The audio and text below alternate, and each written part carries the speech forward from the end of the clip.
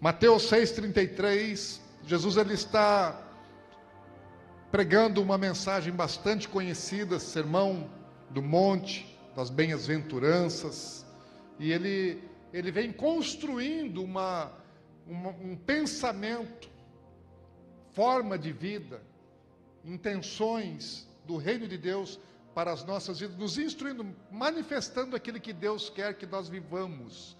E ele chega num momento assim que ele conclui um assunto com este versículo, falando a respeito do reino como algo a ser buscado. Você sabia que Deus criou o universo, e todas as coisas que existem foram criadas por Deus. E quando Deus fez o universo, Deus é detalhista. Deus fez todas as coisas muito bem pensadas, muito bem planejadas, e toda a gestão, toda a administração da criação, de tudo que existe, tanto no mundo espiritual como no mundo material, é chamado de reino de Deus.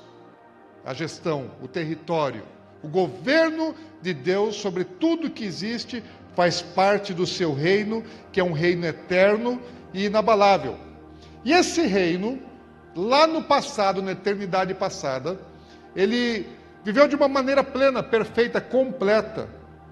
Tudo ajustado, sem nenhum tipo de problema, sem nenhum mal, sem nenhuma forma de caos, até que Satanás se rebelou, criou um motim nos céus e desobedeceu a Deus, querendo ser como Deus, e atraiu após si 1/3 de todos os anjos. Aí nós temos um parêntese que é aberto no reino de Deus, quando entra a rebelião.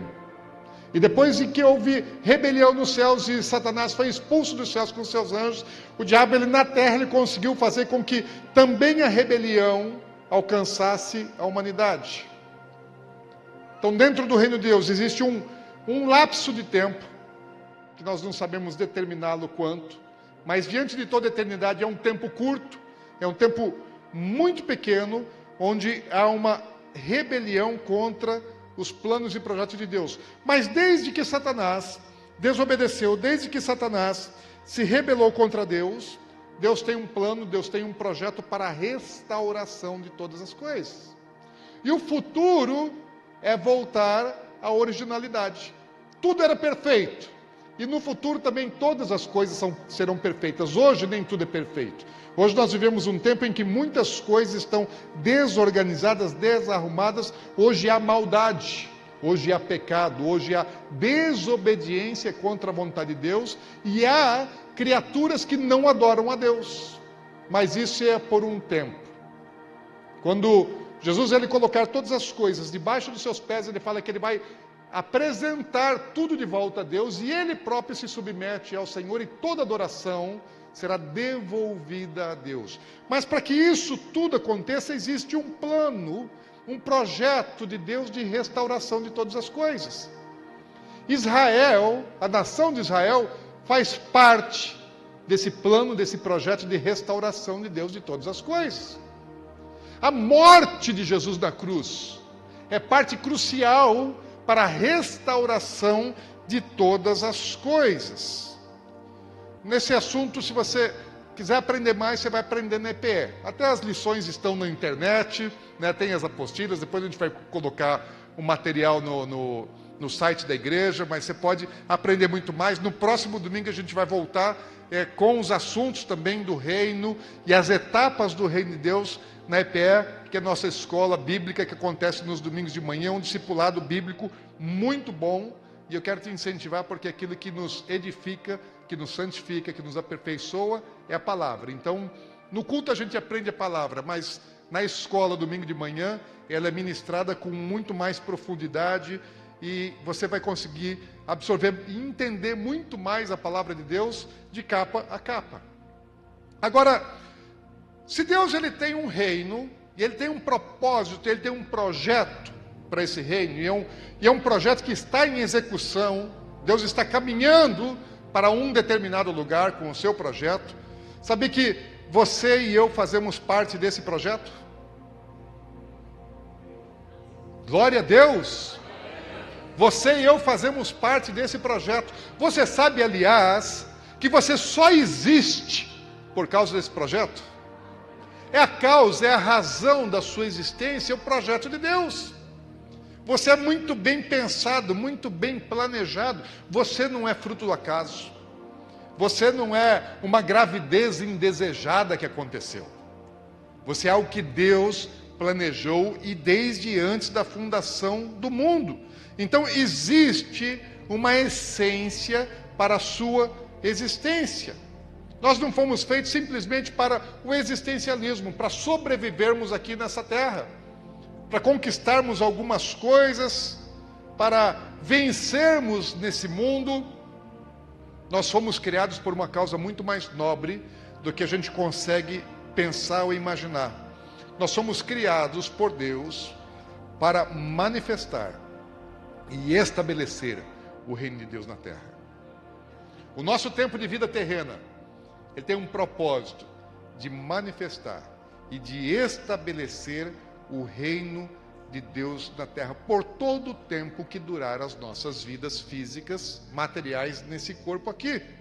E qual é o nosso principal desafio então, como seres viventes?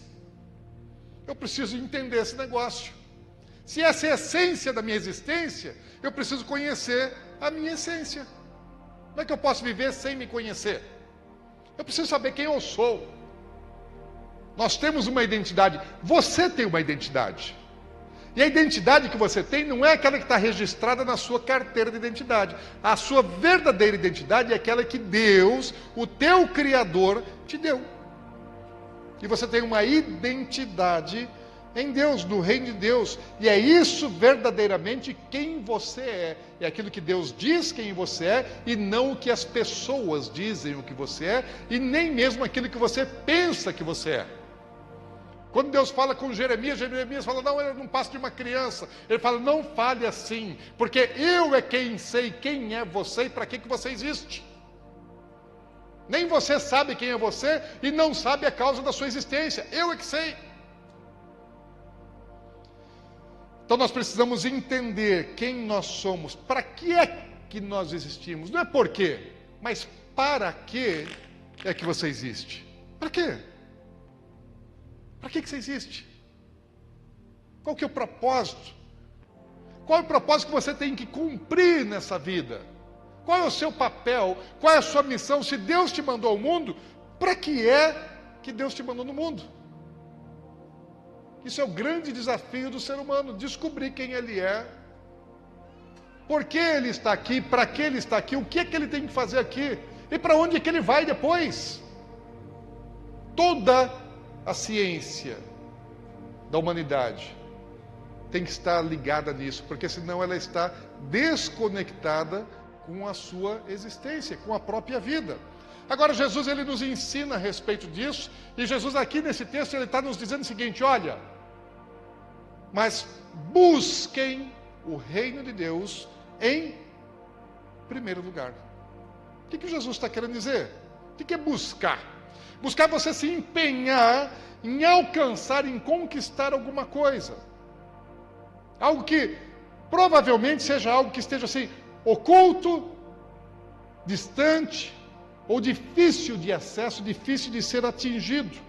Sabe que nós buscamos muitas coisas na vida. Jesus está falando assim, olha, vocês estão buscando muitas coisas na vida. O que é que o povo que estava ali sentado ouvindo Jesus pregar estava buscando?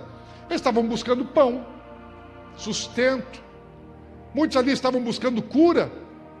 Muitos estavam querendo ver o milagre. Queriam solução para os seus problemas. Olha, existe um profeta de Deus aí. E esse homem, ele está fazendo milagre, ele está fazendo muitas coisas que nós nunca vimos acontecer. Cura paralíticos, ressuscita mortos, está multiplicando pão, foi num casamento aí, transformou água em vinho. O cara é tremendo. E as pessoas estavam ali buscando alguma coisa, querendo o quê? Resolver problemas pessoais. E Jesus está dizendo assim, fala, olha, vocês não têm que buscar solução para os interesses de vocês em primeiro lugar. Existe um interesse maior do que o de vocês que deve ser buscado em primeiro lugar. Vocês estão buscando, às vezes nós aqui estamos buscando. O que é que você está buscando na sua vida? Às vezes você está buscando formação. Está estudando, isso é bom, tem que estudar. Eu recomendo, estude, por favor, estudem. As pessoas mais estudadas do mundo deviam ser os crentes. Deviam conhecer toda a ciência, tem que saber, porque Deus criou e Deus ele quer que o homem descubra, entenda a criação, aquilo que ele fez. Deus honra aqueles que buscam entendimento, conhecimento, desvendar os mistérios e as ciências. Deus abençoa isso. E o crente tem que estudar. E você, quem sabe, você esteja buscando uma formação profissional, para poder ter um bom trabalho. Isso é bom, não tem nada de mal disso.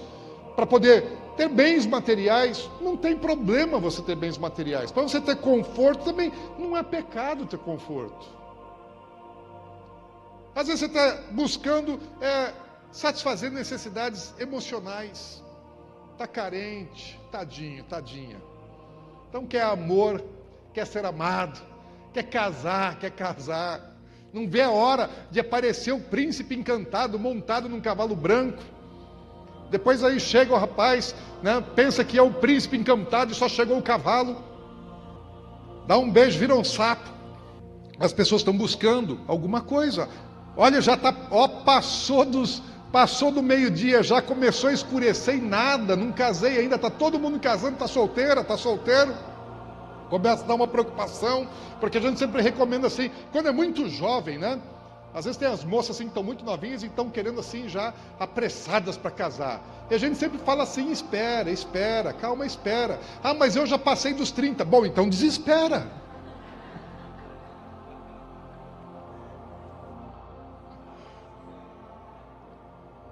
Muitas pessoas estão buscando assim reconhecimento, querem o título, querem ser vistas, querem ser aprovadas, querem ser honradas, querem a sua foto estampada, querem aparecer nos jornais, querem aparecer na televisão. Tomara que não seja lá entre os denunciados da Lava Jato e coisas dessa natureza, página policial. Mas muita gente está querendo aparência. Às vezes aparência física, vai lá para a academia, está malhando, passa lá 6 horas por dia malhando para poder ficar bonito, sarado, para poder ser visto, ser cobiçado. As pessoas estão buscando às vezes prazeres. Existem coisas que nós buscamos que elas não são más, outras não são boas. Mas o que Jesus está dizendo, falou, olha, você tem que ter um propósito de busca na sua vida. E o propósito de busca na sua vida é em primeiríssimo lugar, não aquilo que te interessa, mas aquilo que interessa a Deus. É o reino de Deus e a sua justiça, a palavra, o mandamento, a vontade de Deus, o projeto que Deus está fazendo andar. Tem um curso de um projeto acontecendo, você foi criado para cooperar com esse projeto, e Deus está dizendo assim, olha, busque o meu projeto antes de buscar as suas coisas, seus interesses. Você existe por minha causa e não por sua própria causa. E Jesus fala, então, busque isso de maneira que a vontade de fazer o seu projeto de existência se cumprir seja maior do que absolutamente todas as coisas. Que seja mais importante do que o casamento para uma noiva. Que seja mais importante do que o nascimento para uma grávida. Que seja mais importante do que a aprovação de um vestibular ou de um concurso público. Que seja mais importante do que absolutamente todas as coisas, não que essas não façam parte dos planos e projetos de Deus. Estão agregadas. Mas fazer aquilo que Deus quer tem que ser em primeiríssimo lugar. Quantos estão entendendo? Ou seja, deve ser assim uma busca obstinada. Você pode ser obstinado? Pode ser obstinado. Jesus era obstinado, gente. Jesus era obstinado. Jesus, ele fala assim, quando ele estava indo para Jerusalém, estava expresso no rosto dele, ele estava obstinado para ir para Jerusalém. E ele ia para Jerusalém para ser sacrificado, para ser crucificado. E Pedro disse assim, não, Jesus, de maneira nenhuma, você não vai morrer. Mas Jesus, ele estava obstinado para cumprir o propósito dele. Falei, eu vou sim, e ninguém vai me impedir de subir naquela cruz. Eu vou morrer, porque eu vim para isso. Então Jesus ele tinha uma obstinação para cumprir o projeto dele. E para a gente fazer aquilo que Deus quer, nós precisamos ser também obstinados. O propósito de Deus tem que ser inegociável, você não pode trocar isso por nada. Ofertas foram feitas para Jesus, Jesus foi tentado por Satanás. Ele veio para cumprir um projeto, Satanás o tentou e fez várias ofertas para ele. Mas ele não negociou. Os próprios discípulos tentaram impedi-lo de cumprir o seu propósito, mas ele não negociou. E aquilo que Deus tem para você é inegociável. Não tem valor, não se pode trocar por absolutamente coisa alguma desse planeta. Nada. Não importa o que te ofereçam, não importa as oportunidades. Não perca o que Deus tem para você. Sabe de uma vez, o Billy Graham, quantos conhecem Billy Graham? Amém. Billy Graham é o maior evangelista do século passado. E Billy Graham, um homem assim irrepreensível, de um caráter, de uma idoneidade e de uma reputação inabalável.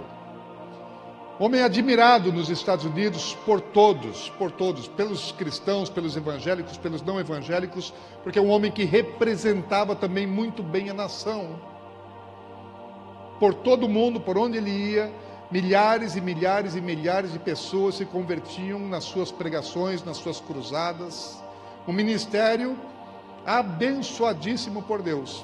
E esse homem assim, tão respeitado, tão admirado por toda uma nação. Um dia ele foi convidado por um dos partidos políticos dos Estados Unidos para ser um pré-candidato a presidente dos Estados Unidos. Não havia candidato algum que pudesse batê-lo numa eleição, porque era um homem sem rejeição. Se ele aceitasse ser candidato, ele seria eleito. Tranquilamente ele seria eleito presidente dos Estados Unidos. Mas sabe qual foi a resposta de Billy Graham para o convite que lhe foi feito para ser o homem mais poderoso do mundo? Ele falou: olha, eu sou ministro, embaixador do reino de Deus na terra. Não queiram me rebaixar. Só ofereceram para ele o cargo mais importante do planeta Terra. Quem é o homem mais importante do ponto de vista natural no planeta Terra?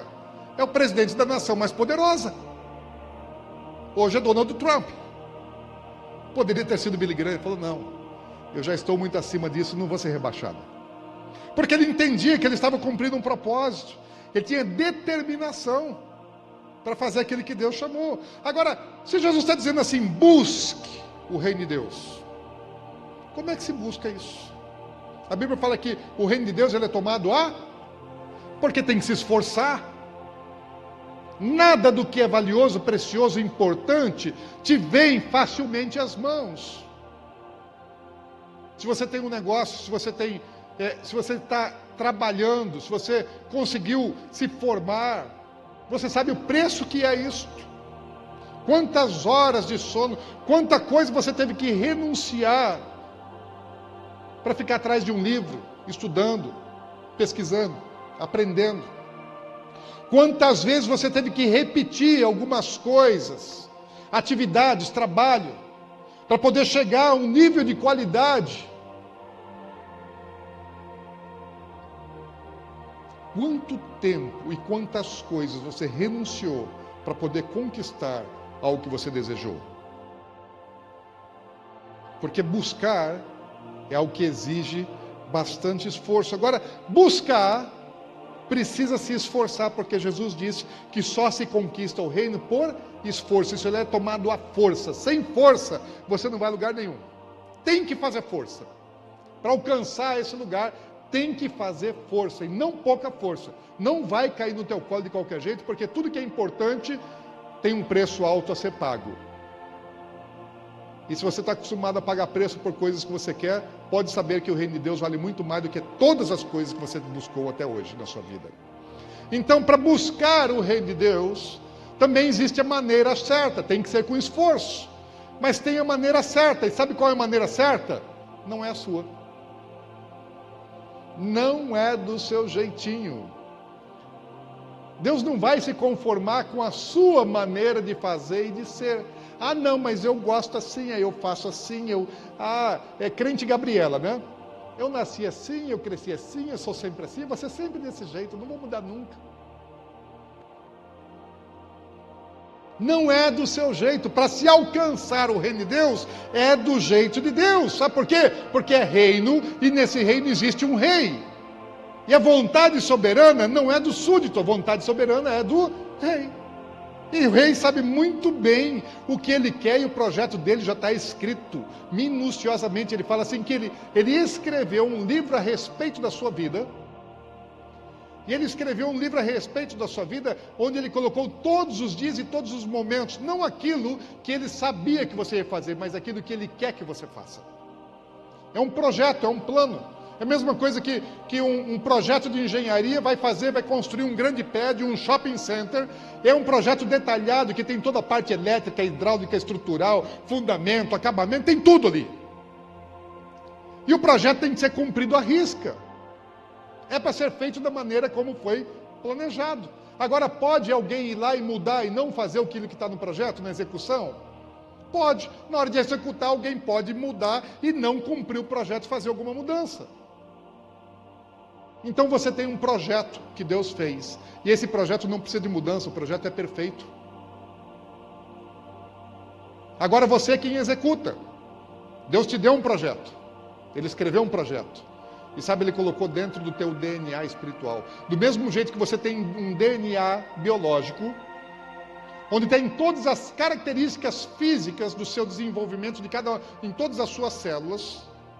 Assim como nós temos um corpo físico, nós temos um corpo material, temos também um corpo espiritual. E assim como Deus colocou um código da sua vida biológica, do seu DNA, Deus também colocou um código do seu plano, do seu projeto, do seu desenvolvimento espiritual, também no seu DNA. Um no biológico, natural, e outro no seu DNA espiritual. Você não conhece a cadeia do seu DNA biológico, mas existe. Você pode não ter decifrado o seu DNA biológico, mas ele existe. Assim também você pode não ter decifrado o seu DNA espiritual, mas ele existe. E está ali o plano, o desejo, a vontade de Deus para a sua vida. E esse projeto não vai mudar, Deus fez ele de maneira perfeita.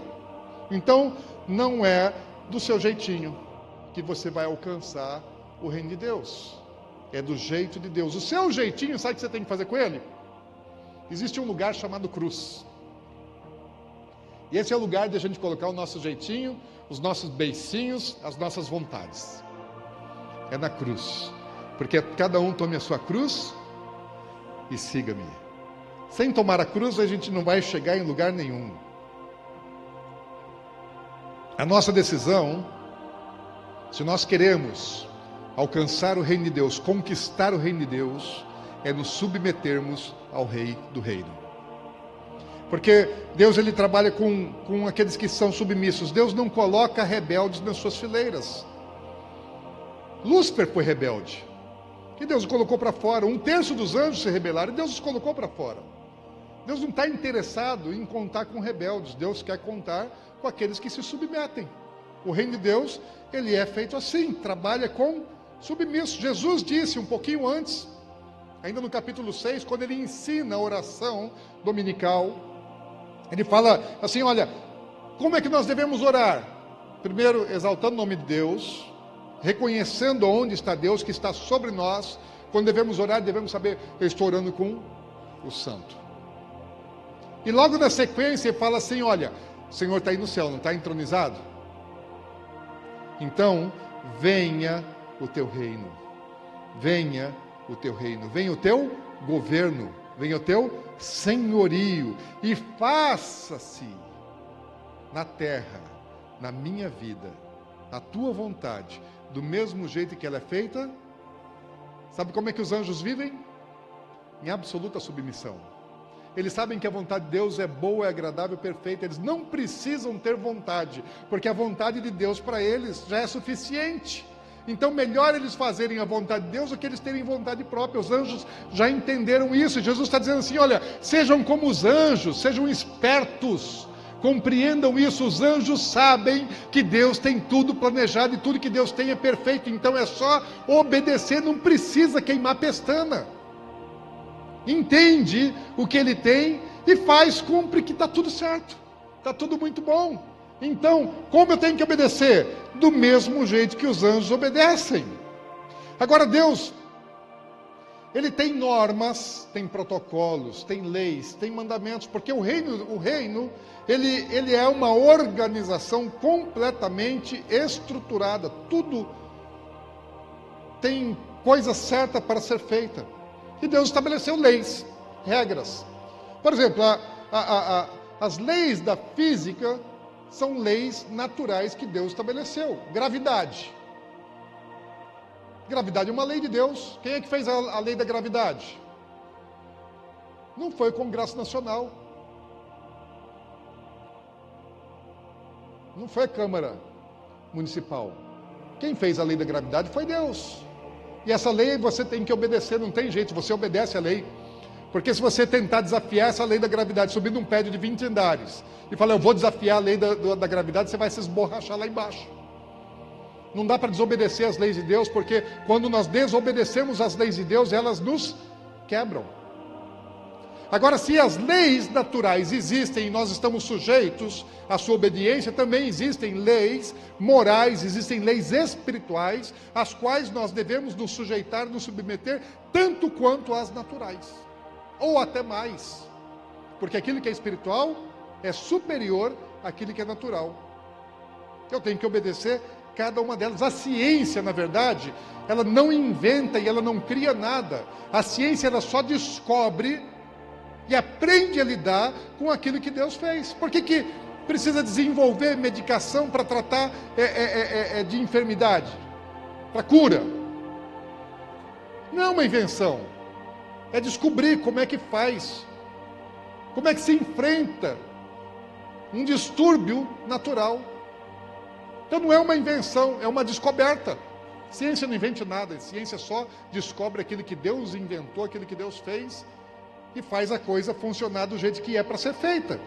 Então, crente, seja um bom cientista, estude bastante, aprenda, e a Bíblia é a melhor fonte de ciência, tudo aquilo que a Bíblia diz é verdadeiro. Então a ciência sempre é boa ciência, a verdadeira ciência sempre vai concordar com a palavra de Deus, que é o dono de toda a ciência. Agora, quando Deus ele estabeleceu o seu reino, ele colocou ordem em todas as coisas, e colocou princípios, valores, mandamentos. E as coisas devem funcionar daquele jeito e precisam ser obedecidas e não negociadas. Então, aquilo que a Bíblia diz, não se negocia. A Bíblia diz isso, mas por causa do meu problema, da minha necessidade, então a gente dá um jeitinho na palavra e interpreta a palavra do jeito que nos melhor apraz. Nós não temos essa liberdade de interpretar a Bíblia, a palavra, a lei de Deus de maneira que nos seja favorável. Isso é coisa para advogado, gente. Advogado que pega a lei e vai tentar adaptar, interpretar a lei de maneira mais favorável ao seu cliente. Agora, o único advogado que está autorizado a interpretar a lei de Deus é o nosso supremo advogado, que é Jesus Cristo. Ele disse assim, é para obedecer. Então tudo aquilo que a Bíblia diz, tudo aquilo que a palavra de Deus diz, simplesmente é para ser obedecido. Então, se a Bíblia diz, filhos, honrem pai e mãe, se a Bíblia diz, não pratique sexo ilícito, se a Bíblia diz para ser honesto, se a Bíblia diz para não cobiçar, se a Bíblia diz para não mentir, se a Bíblia diz para você ser humilde, se a Bíblia diz para você não falar palavra torpe, palavrão, coisas podres saindo da sua boca, se a Bíblia diz para você guardar a sua língua dentro da boca, não falar mal do próximo, se a Bíblia diz para você não causar difamação, contenda, divisão entre os irmãos, se a Bíblia diz para você ter controle, domínio próprio, se a Bíblia te manda perdoar, se a Bíblia manda você orar por aqueles que te perseguem, se a Bíblia manda você amar aqueles que te odeiam, se a Bíblia manda você não murmurar, se a Bíblia manda você ajudar quem precisa, assistir ao necessitado, se a Bíblia manda você considerar o próximo superior a você mesmo, ser humilde e servir a todos, se a Bíblia manda você dar dízimo e oferta, se a Bíblia manda você ser fiel em todas as coisas, se a Bíblia manda você honrar as autoridades, se a Bíblia manda a mulher ser submissa ao marido, se manda o marido necessariamente, se for amar ao ponto a sua esposa e até dar a própria vida por ela, de ser verdadeiro sacerdote de Deus dentro de casa, sobre a esposa e sobre os seus filhos, se a Bíblia diz para você congregar, se a Bíblia diz que você deve se santificar no corpo, na alma, no espírito, então só tem uma coisa para você fazer: obedece. Não dá para dar jeitinho, falar, isso aqui, isso aqui eu quero, isso aqui não, caixinha da promessa. Nem existe mais isso, ainda existe isso? Ainda existe caixinha da promessa? Não acabaram com isso ainda? Tinha que ter caixinha dos mandamentos, né? Porque só que a promessa, qual que é a promessa de Deus para mim hoje? Qual que é o mandamento, gente? Esse é o mistério, é a obediência. Sabe que você vai na escola para aprender o ABCD, e aí você vai na igreja para quê? Para aprender a obedecer. É assim. Nós somos chamados à obediência, porque sem obediência nós não vamos cumprir o nosso propósito de manifestar e de estabelecer o reino de Deus, porque é dele, não é nosso. Não o que eu penso, não o que eu... Sabe que às vezes a gente no aconselhamento, já tive várias situações assim. Às vezes quando você está aconselhando, e você ouve alguns casos cabeludos, dá vontade de dizer assim, às vezes quando um caso, por exemplo, de uma esposa, está tendo um problema, às vezes dá vontade assim, falar, enfia a mão na lata desse cara, não, deixa que eu vou lá. Taca-lhe o pé na bunda. Gente, dá vontade, muitas vezes tem coisa que você ouve que dá vontade de dizer isso. Só que não é verdade, gente. Não é isso que a Bíblia manda. Não é isso que Jesus ensina. Então jamais eu posso dar uma instrução, uma orientação, segundo assim a minha alma. Porque às vezes a gente toma dores das pessoas, né? Você ouve uma situação assim que você se compadece e toma dores. Mas não tem duas instruções. A instrução é só a da palavra. Aquilo que Deus diz está dito e pronto. E quem sou eu para dar um jeitinho e mudar aquilo que Deus está mandando? Não posso fazer isso de maneira alguma. Eu preciso, para ser sal e luz, refletir aquilo que Ele manda, os seus valores, o seu reino. O reino dele é de luz, e eu preciso refletir essa luz. Eu preciso ser o melhor patrão. O crente, ele tem que ser o melhor funcionário. O crente não pode ser trabalhador encostado, ele tem que ser o melhor. Ele tem que se sobressair, tem que se destacar no meio de todos os seus colegas de trabalho.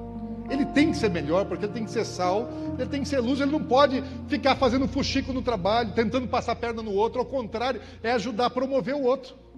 É isso que a Bíblia manda, promove o teu companheiro. Eu queria o lugar dele. Não é isso que a Bíblia manda fazer. A Bíblia manda você promover o próximo, e se considerar inferior, se humilhar para servir. Para servir. Tem que ser o melhor profissional, tem que ser o melhor pagador de conta. Crente tem que ser o melhor pagador de conta. Se você tem uma conta para pagar, não gaste.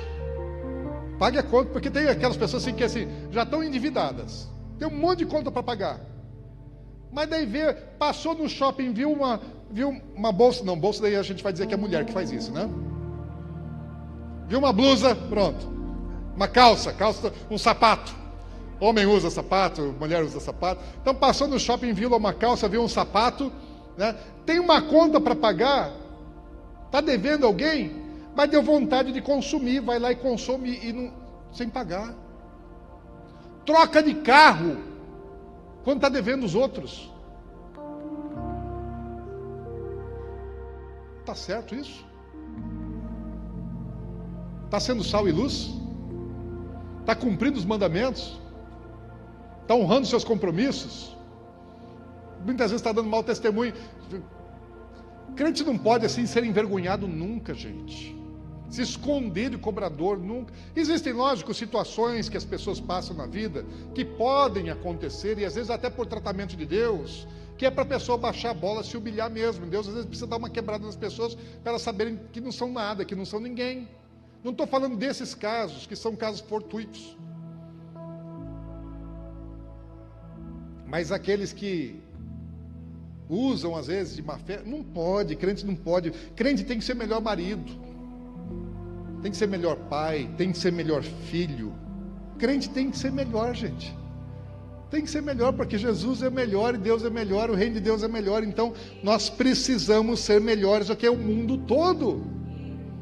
Não podemos ser pedra de tropeço, causa de vergonha para ninguém. Ao contrário, quando falarem assim nos crentes, tem que falar assim: olha, aquele lá é crente, é honesto, é justo, não mexe com mulher alheia, não pisa na bola, enfim.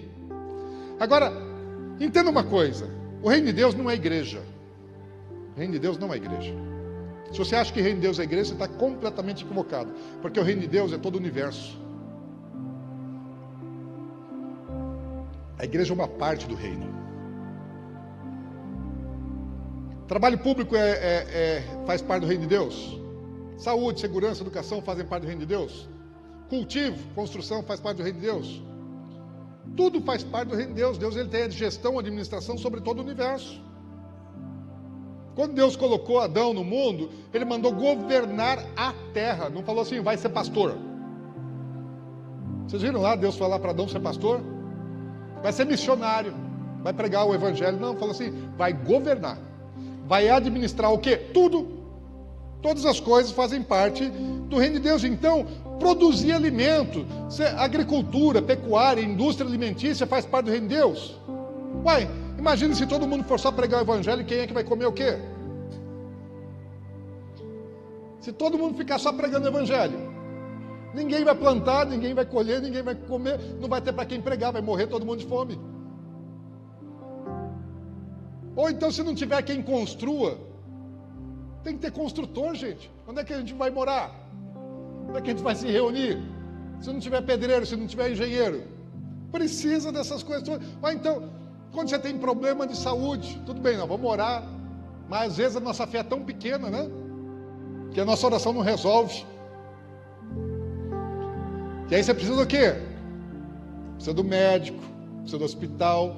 Então precisa ter crente lá? Claro que precisa ter crente lá cumprindo o propósito de cuidar de quem está enfermo, de quem está adoentado. Então precisa do médico, precisa do enfermeiro, precisa dos laboratórios, dos hospitais, precisa de todas essas coisas, precisa de professor. Sabe que tem muita gente que vem a esse mundo para ser professor de pré-primário? Qual que é a sua missão? Você vai para o mundo, você vai ensinar criancinha, vai alfabetizar. Vai falar: ah, não, meu Deus, mas paga tão pouco. Professor ganha mal, né, Sabrina? Professor ganha mal, gente. Ah, eu não quero ser professor, você é outra coisa, você é advogado. Imagina se todo mundo resolver ser advogado, quem é que vai ensinar? Quem é que vai alfabetizar? O que seria da minha e da sua vida não fossem os professores que estavam ganhando uma merreca para nos ensinar alguma coisa?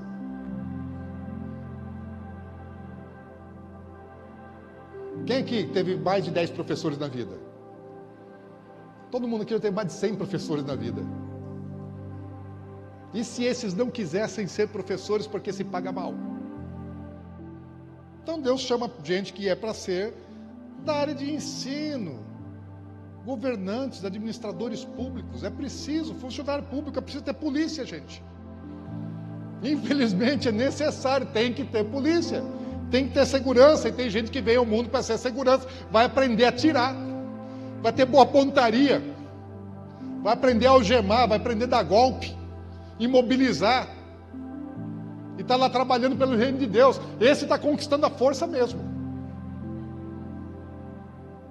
mas está cumprindo o propósito. Agora também existe igreja, gente. Igreja é responsável pela parte espiritual, assim como tem das outras áreas. Existe a área espiritual, e a igreja, ela se responsabiliza pelo cuidado espiritual dentro do reino de Deus. Então, a igreja, na verdade, é só uma agência do reino de Deus. A igreja não é reino de Deus, é uma agência do reino, fundamental, indispensável. Foi Jesus quem estabeleceu a igreja como sua agência. Ou seja, é para ser o seu escritório na terra.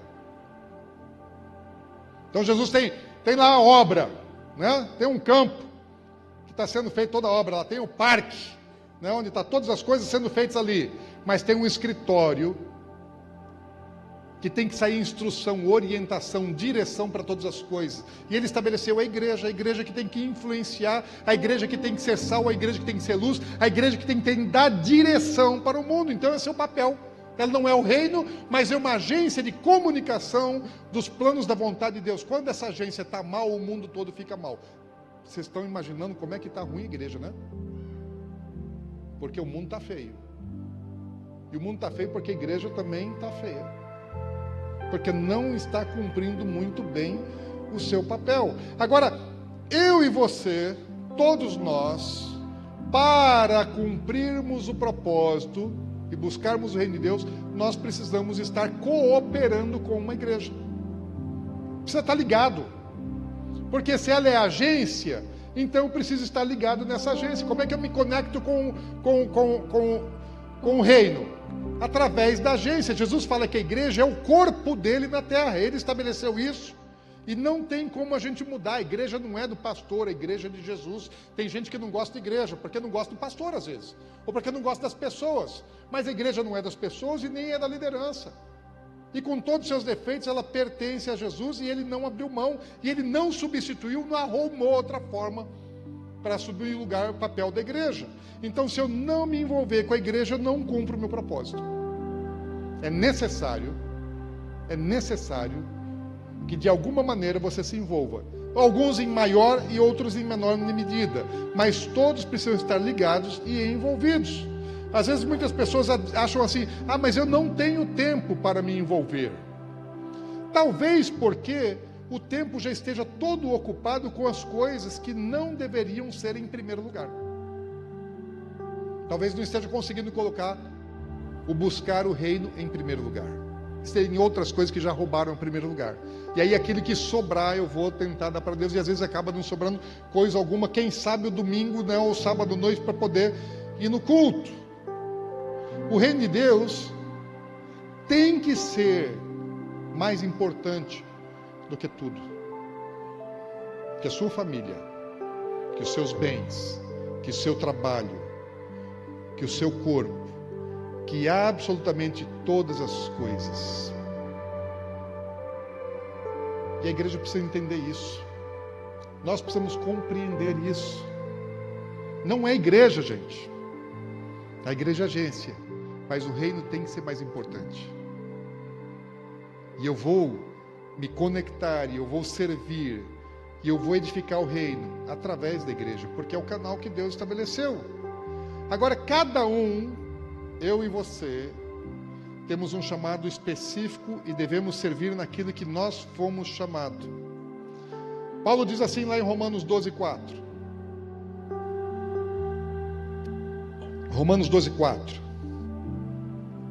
Ele fala assim: porque assim como um só corpo, temos muitos membros, mas nem todos os membros têm a mesma função. Então olha só, está falando assim, nós somos corpo de Cristo na terra.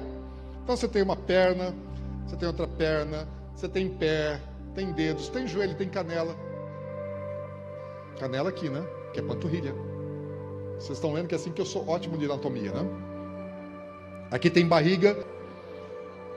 Aqui tem cabelo. Então você tem, no seu corpo, você tem orelha minha grande, tem narizão, tem boca, tem dente, tem língua. Cada parte do seu corpo tem uma função. Eu estou usando agora minha boca, minha língua, para falar, para comunicar. Cada parte do corpo tem uma função, não somos todos iguais, é o que a Bíblia está dizendo. Fala assim, como o corpo ele tem membros diversificados para funções distintas, também assim é o corpo de Cristo. Ninguém é igual. Ninguém tem que fazer tudo a mesma coisa. As pessoas têm função própria, específica para ser feita. Dentro de uma construção, você tem lá o engenheiro, você tem vários engenheiros. Um que é o engenheiro elétrico, o engenheiro hidráulico, outro que faz a parte estrutural. Você tem o arquiteto, você tem o pintor, você tem o eletricista, você tem encanador, tem ajudante de pedreiro, tem um monte de coisa. Cada um com uma função, com a sua especialidade.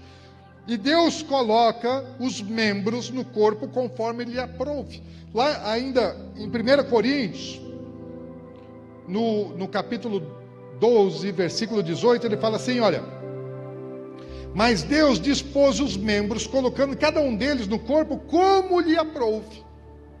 Onde é que Deus quis colocar o dedão? Na mão. Imagina se Deus colocasse o dedão na testa. Ia ficar esquisito, não ia não?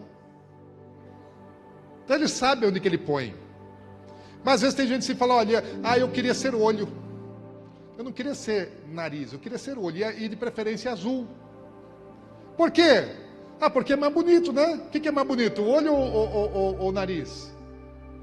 Se o olho estiver remelado, o nariz, mas naturalmente o olho é mais bonito do que o nariz. Então assim, Deus estabeleceu, e às vezes as pessoas querem cumprir função diferente. Eu, por exemplo, eu queria muito ter a unção do Luiz Hermínio. Deus deu uma unção especial para o meu pastor Luiz Hermínio, para cumprir o chamado dele, e me deu uma unção diferente para cumprir o meu chamado. Nós não devemos desejar, cobiçar aquilo que Deus deu aos outros. Eu queria cantar, mas eu não sei cantar, gente, eu não sei tocar. Eu sei adorar, mas eu não sei cantar. Eu queria cantar assim, igual o Japa, gente. Eu fico assim, sou fã dele, ele canta muito, gosto demais do louvor dele, sabe adorar. Ele tem toda a pegada. Eu queria, mas não tem, Deus não deu para mim. E Deus dá a cada um lugar específico para cumprir o papel. Pé é pé, mão é mão. Mas também dá unção, capacitação diferenciada, para que você faça aquilo que você precisa fazer. Então não vai fazer na força do teu braço. Como é que se faz as coisas do reino? É segundo o poder do Espírito e não na força do braço. Porque senão é você que está fazendo. Daí é seu, não é do reino de Deus. Lá em Romanos 12, nós tínhamos visto aí em Romanos 12 também, versículo 4, vê agora no versículo 6 a 8, diz assim: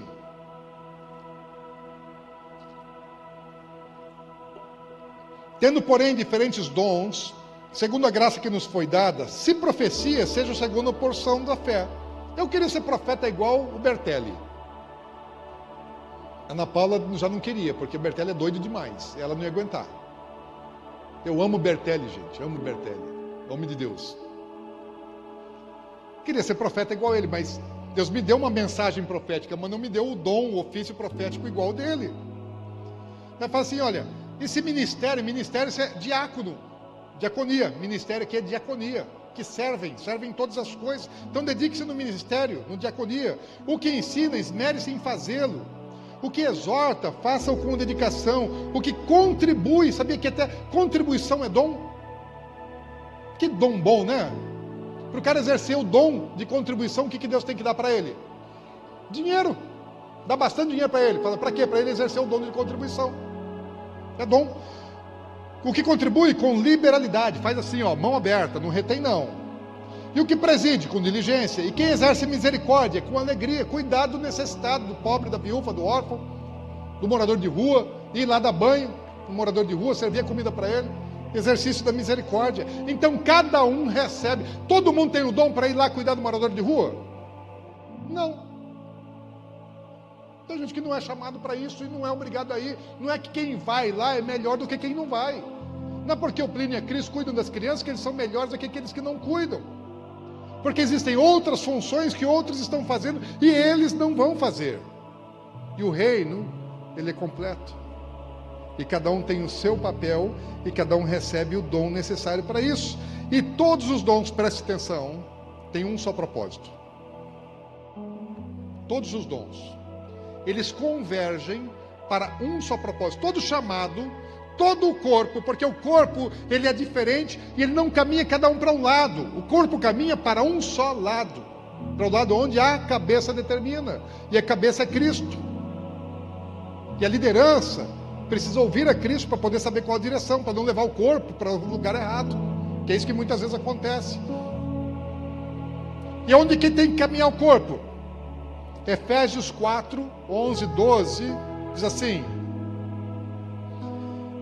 Efésios 4, versículos 11 e 12, fala: Ele mesmo concedeu uns para apóstolo. Eu queria ser apóstolo. Tem um monte de gente querendo ser apóstolo. Que é o título de apóstolo. Sou apóstolo. Aí põe um anelzão, beija meu anel. Gente, o que faz de uma igreja ser apostólica não é ter um apóstolo, um homem com anel de apóstolo no púlpito. É ela andar na doutrina dos apóstolos. Isso é uma igreja apostólica. Amém? Então ele constituiu uns para apóstolos, outros para profetas, outros para evangelistas. O evangelista, Deus usa assim para fazer milagre. Ele vai e prega, e um monte de gente chora, e um monte de gente se converte. Ele impõe as mãos e as pessoas são curadas. Dom. Quem não queria isso? Quem queria? Só alguns. E outros para pastores e mestres. O mais sofredorzinho aqui é o pastor, né? Que tem que cuidar do rebanho. Eu não sou, o meu dom não é de pastor. Eu me esforço para ser pastor. Na verdade, eu me esforço para ser pastor, mas o meu dom ministerial não é de pastor. Eu tenho uma mensagem profética e tenho um ensino. Mas eu me esforço, eu quero ser pastor, porque a igreja precisa de pastores.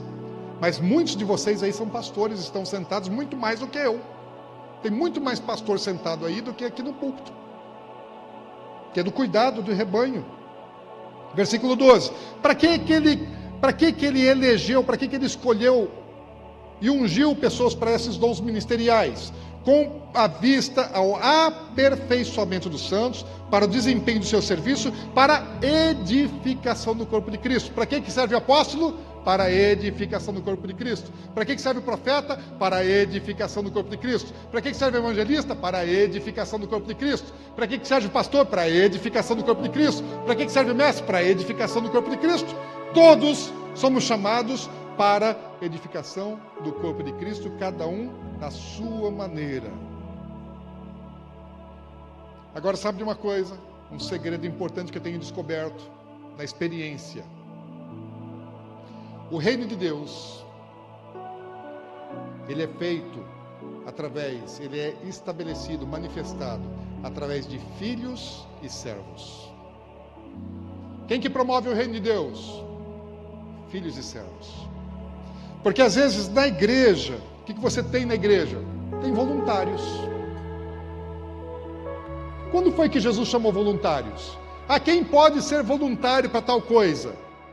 Sabe que nós até temos voluntários, pessoas que se voluntariam para fazer coisas na igreja. Mas eu descobri que Jesus não chamou voluntários, porque o voluntário ele faz o que quer, quando pode. Sabe qual que é a diferença do voluntário e do servo? Porque o voluntário faz o que quer, quando pode. E o servo faz tudo quanto lhe é mandado. Ele não tem vontade, ele faz, serve. Então o reino de Deus não se faz com voluntário, se faz com servo. Quantos voluntários nós temos aqui? Ninguém quer ser voluntário? E servos? Olha que eu vou mandar. Cuidado.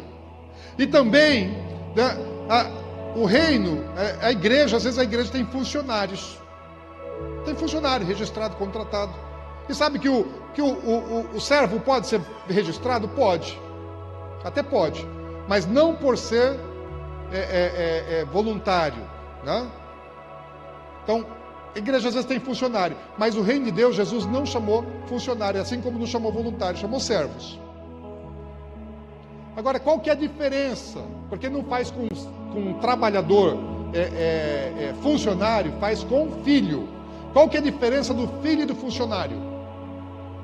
O funcionário trabalha para si, para a sua necessidade. Surgiu outro trabalho, ele muda para outro trabalho. Pagou melhor, ele vai embora. E o filho? O filho trabalha pelo negócio do pai. Você não está trabalhando para ele, está trabalhando pelo negócio do pai.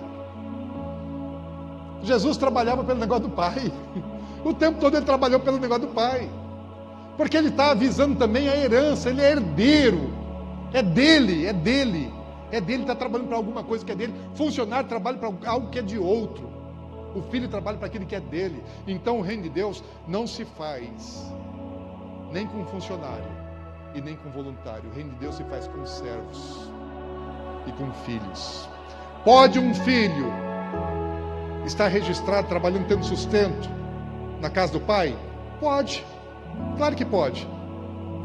É justo, é digno o obreiro é digno do seu salário, mas ele está ali não como funcionário, está como filho. Eu já tomei uma decisão, a igreja nunca mais vai contratar funcionário e nem voluntário. Daqui para frente, nós só vamos registrar servos e filhos.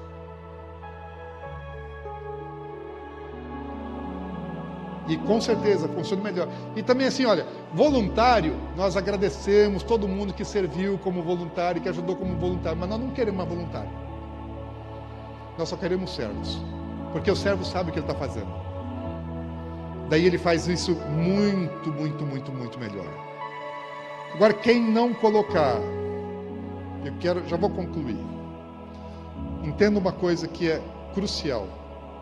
Se você ainda tem alguma coisa que não está, que ainda está na frente do interesse do reino de Deus, se existe um interesse pessoal particular seu, que vem antes do interesse de Deus, que vem antes do reino de Deus na sua vida, você ainda não compreendeu o Evangelho.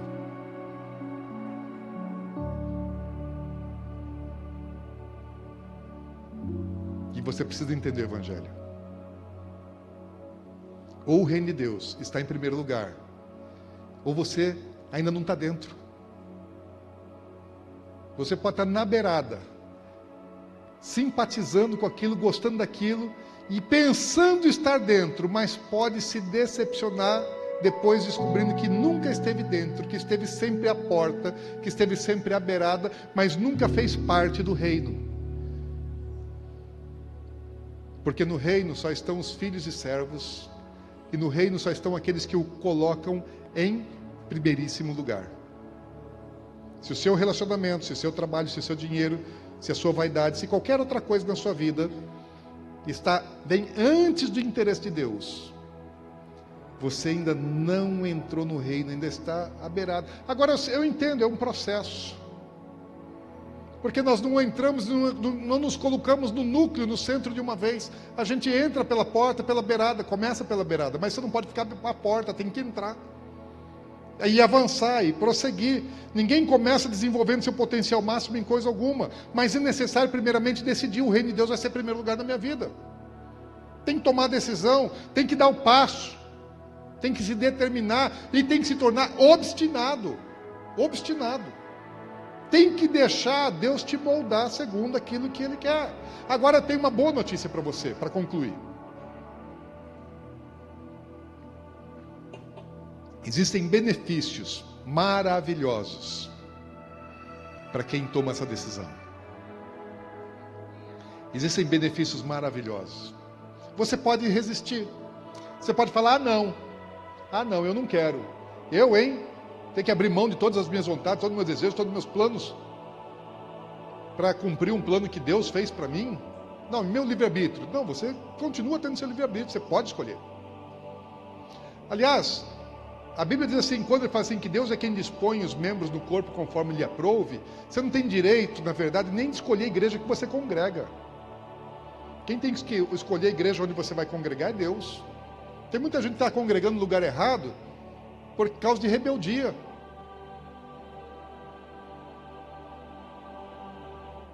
Deus coloca no lugar e às vezes ali era para ser tratado. Tem um irmãozinho que ia incomodar. Tem um pastor que ia falar um monte de coisa assim que ele não queria ouvir. Daí o pastor falou alguma coisa, vai falar, vou lá para outra igreja, porque lá na outra só fala coisa boa, só bênção, promessa, prosperidade. Lá só ouço coisa boa, eu vou no culto e saio de lá feliz. Eu vou para lá só para ir. Lá não, lá eu posso ir, o culto vai ser sempre, eu vou sair de lá feliz.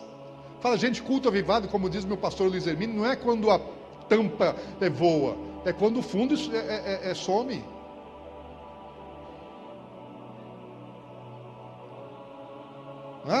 Panela, panela de pipoca, estourou a tampa, a pipoca pulou para o outro lado. Fala, não, avivamento é quando o fundo da panela vai embora.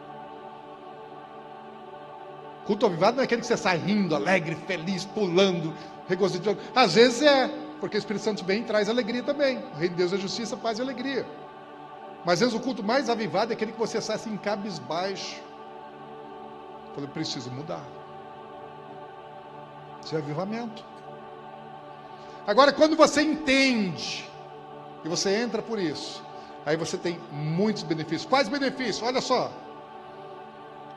Versículo que nós lemos no início. Mateus 6,33 fala, buscai, pois, em primeiro lugar o seu reino e a sua justiça, e todas estas coisas vos serão acrescentadas. Sabe o que você ganha? Tudo. Absolutamente tudo. O que você perde?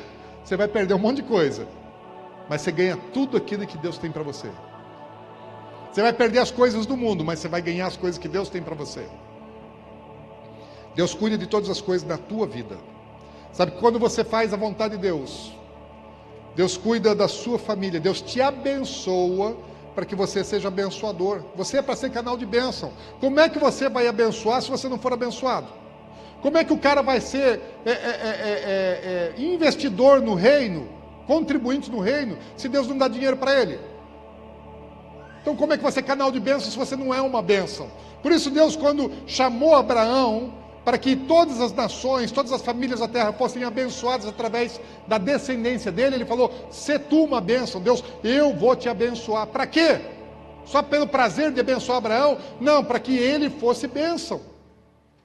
Então quando você se dispõe a Deus para manifestar o reino dele, Deus vai te abençoar. Você é abençoado por Deus. Em quê? Em absolutamente todas as coisas, a sua família é abençoada. A sua saúde é abençoada, suas finanças são abençoadas, seu trabalho é abençoado, seu ministério é abençoado, tudo em você é abençoado. Deus te abençoa. Uma vez eu viajei, fui na Coreia do Sul. Do Norte não dá, né, gente?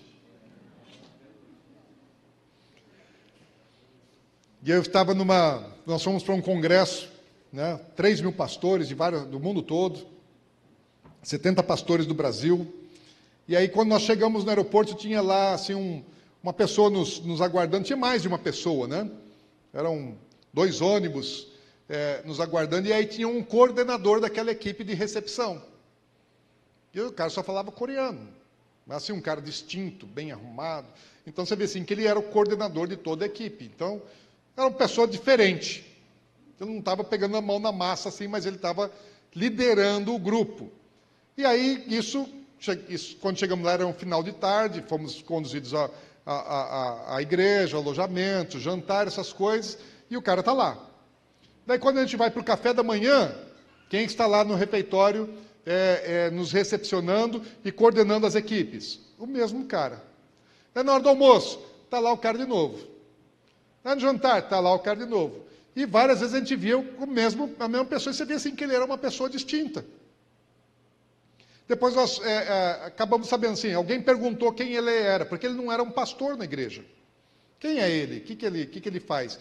Nós descobrimos que ele era um diácono e que é um empresário muito bem sucedido, uma empresa de tecnologia, que ele tinha lá uns 100 e poucos funcionários trabalhando na empresa dele, e ele falou assim, eu contrato pessoas para trabalhar para mim e eu trabalho para Deus.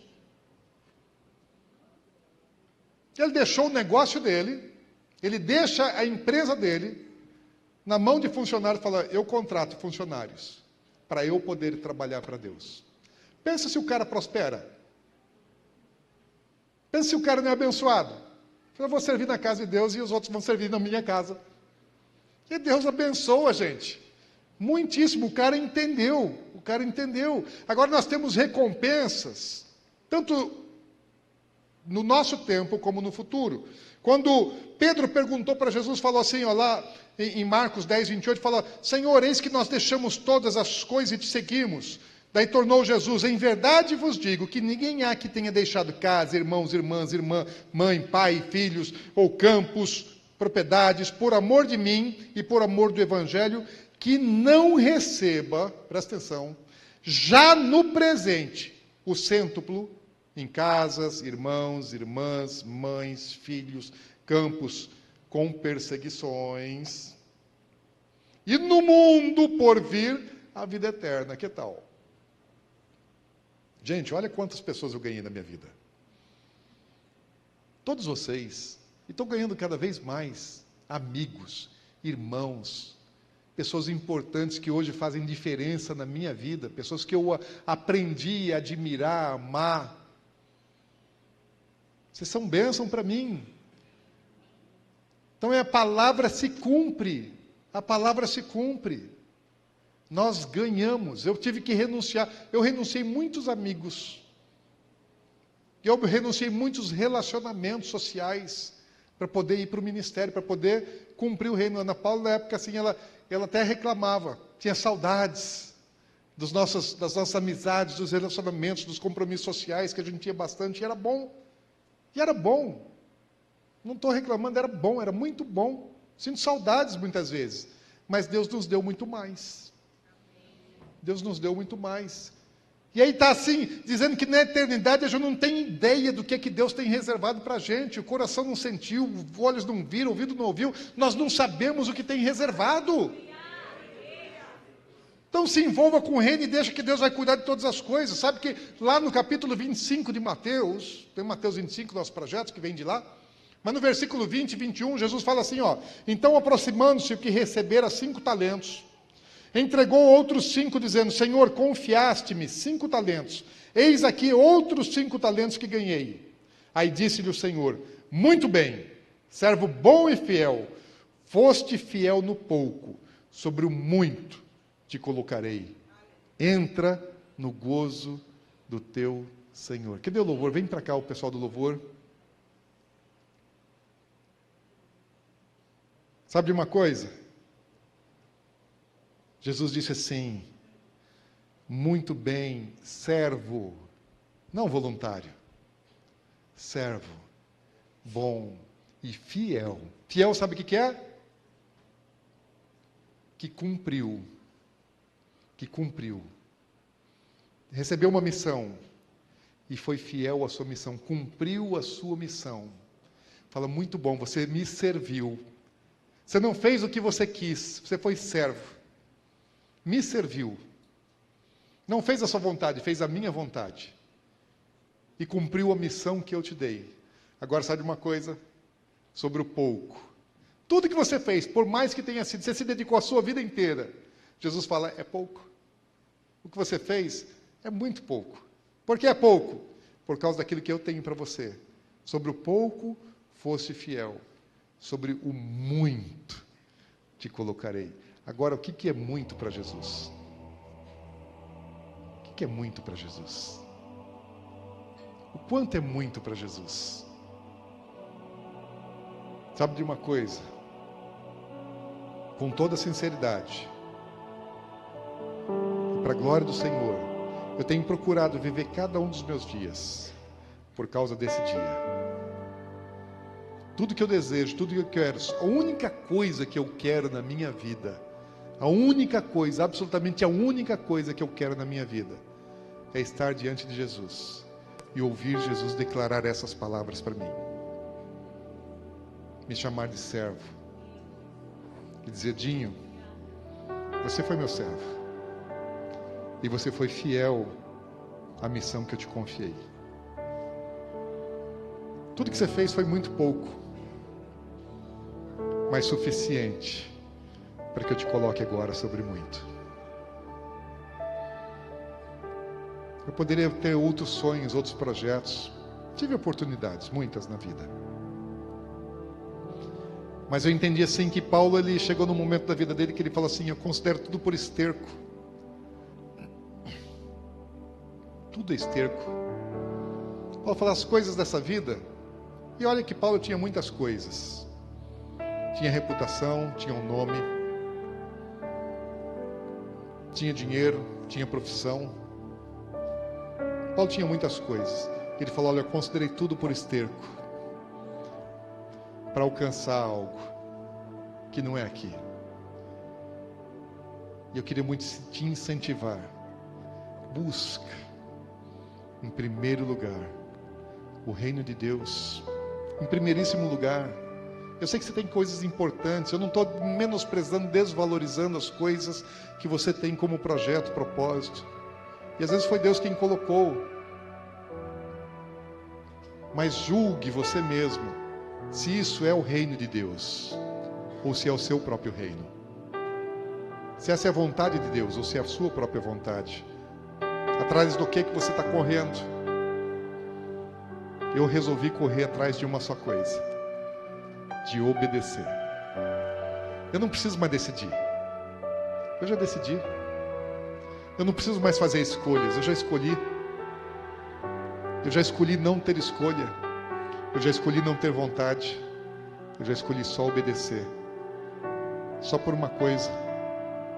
Naquele dia, eu quero que ele fale: Dinho, meu servo, você foi fiel. Entra no gozo do teu Senhor. Quantos querem isso? Vou te dizer uma coisa: não é fácil. Não é fácil. Não vai ser fácil para mim, não vai ser fácil para você. E eu digo como Paulo, não que eu já tenha alcançado, mas eu corro firme para o propósito. Não me interessa. Eu não vou negociar. Eu não vou abrir mão disso. Não vou trocar isso por absolutamente nada. Nada mais me atrai. Nada mais muda o meu foco. Nada mais rouba o meu coração. Nada mais domina os meus olhos. Nada mais. Só o reino dele. Só o reino dele. Obedecer incondicionalmente, não interessa o que seja. Não interessa o que seja, não negocio mais. Não negocio, não tenho mais vontade. Não tem mais beicinho, não tem mais dodói. Já tive muito disso. Mas chega. Abri mão dos meus direitos. Abri mão dos meus direitos. Quantos querem fazer isso? Fique em pé no seu lugar. Eu quero orar por você aí mesmo. Coloca a mão no teu coração. Diga isso você ao Senhor.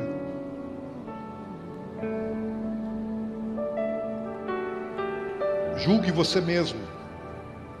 Se você está colocando o reino de Deus em primeiro lugar. Julgue você mesmo. Julgue você. Julgue você se ele é, se o reino de Deus é em primeiro lugar na sua vida. Se você está buscando alguma coisa pessoal, particular, pode deixar o refletor aceso. O refletor. Julgue você. E se você encontrar em falta, se você acha que você não está fazendo isso, lembra que um dia, quando eu estiver lá para prestar conta, você também vai estar. E a melhor coisa que pode acontecer para a gente é sermos aprovados. É sermos aprovados. Nem todos serão aprovados. Na continuidade do texto, existem aqueles que foram reprovados. Eu não quero ser reprovado. Então, Senhor, eu peço que o Senhor nos dê graça. Espírito Santo. Espírito Santo nos dê graça. Porque é o Senhor quem nos capacita para cumprir o propósito. Eu sei que cada um de nós aqui tem uma identidade, tem um papel, tem uma missão que o Senhor nos deu. E, Senhor, como eu quero cumprir a minha missão. Como eu desejo, anseio mais do que tudo, e Tu és testemunha, Tu sabes disso, Senhor. Tu sabes disso. Eu quero, Senhor, que aquilo que o Senhor tem colocado na minha vida, no meu coração, Senhor, possa estar em cada um aqui e ainda mais. Que os meus irmãos sejam ainda melhores servos, muito melhores, Senhor. Eu desejo que cada irmão, cada irmã aqui Te sirvam muito melhor do que eu possa Te servir. Que sejam muito melhores, que cumpram um propósito, Senhor, não para a edificação pessoal, mas para a edificação do corpo do Senhor Jesus. Não para engrandecimento, não para reconhecimento, não para valorização, não para aplauso, não para ter o seu nome curtido, mas para que o Senhor seja exaltado. Não pela placa, mas pelo reino. Senhor, dá-nos simplicidade e humildade, para que nós desapareçamos e Cristo resplandeça. Senhor, ajuda-nos. E nós dependemos da unção e dos dons do Senhor. E a tua palavra diz para nós buscarmos os melhores dons para a edificação do corpo. E eu peço, Senhor, dá-nos mais dons. Dons espirituais. Dons espirituais.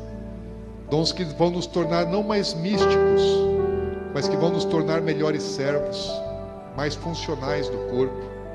Senhor, queremos ser membros que funcionem perfeitamente, não queremos ser membros doentes, não queremos ser membros necrosados, não queremos ser membros atrofiados, mas queremos ser membro do corpo, Senhor, como um coração saudável, como um pulmão saudável, como rins saudável, como veias saudáveis, artérias saudáveis, Senhor, como células saudáveis,